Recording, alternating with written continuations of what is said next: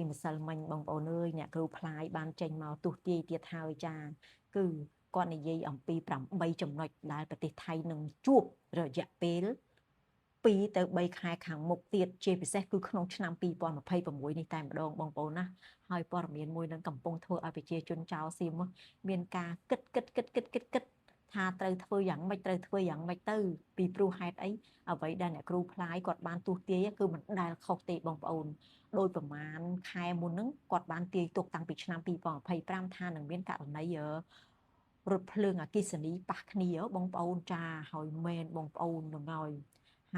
កាលពីម្សិលមិញគាត់បានឡើងទៅប៉ុស្តិ៍ទូរទស្សន៍មួយហើយគាត់បាននិយាយម្ដងទៀតតាក់ទងនឹង8ចំណុចនឹងកើតឡើងបងប្អូនចា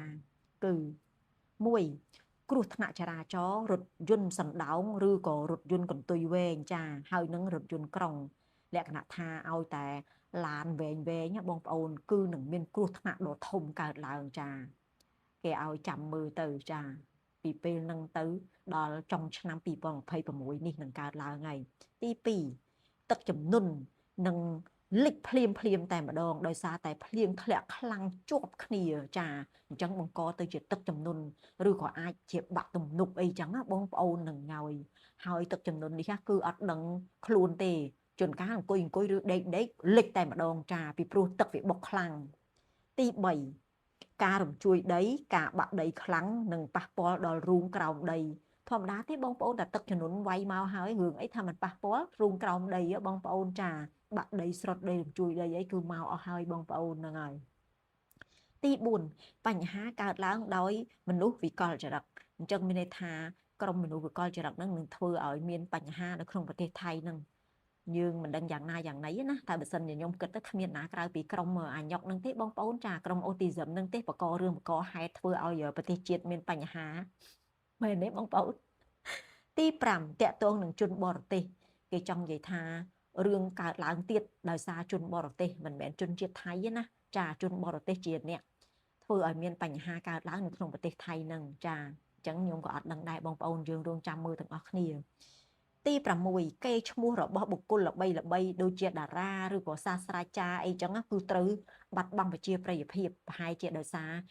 ព្រំដែនខ្មែរកម្ពុជានឹងហើយដែលពួកវាតែងតែលើកឡើងយកមកនិយាយបងប្អូនដូចជាអាប៊ូខាវចឹងហ្នឹងហើយឥឡូវហ្នឹងប្រទេសថៃគេឲ្យរហស្សនាមថាស្ដេចបណ្ដាលអីចឹងបងប្អូនហ្នឹងហើយប្រហែលថ្ងៃមុនហ្នឹងវាមិនទៅស្អី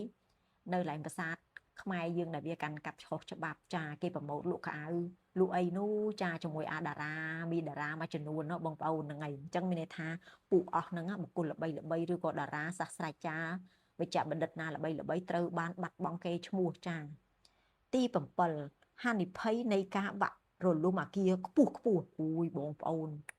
ចុះបើទឹកជំនន់វាយមកហើយរឿងអីមិនបាក់មែនទេបងប្អូនហ្នឹងហើយនេះអាគារខ្ពស់បងប្អូនចាមិនថាអាគារចាស់ឬអាគារថ្មីនឹងដួលបាក់រលំមកតែម្ដងអូយទី8បន្លែត្រីសាច់និងទំនិញផ្សេងឡើងថ្លៃទាំងអស់ជាពិសេសគឺដំណាំកសិកម្មអូយត្រូវហើយបងប្អូនអើយបើទឹកលិចអស់ហើយមានស្អីដាំឲ្យលក់ទៀតហ្នឹងហើយមានតែឡើងថ្លៃបើដាំក៏វាមិនដឹងជាដាំឡើងណាបើលិចអស់ហើយបងប្អូនលក្ខណៈថាទំនាយហ្នឹងគឺប៉ះពាល់ទូទាំងប្រទេសថៃតែម្ដងចា8ចំណុចបងប្អូនចឹងយើងទាំងអស់គ្នាចាំមើលទាំងអស់គ្នាបងប្អូនណានឹងហើយសាហាវខ្លាំង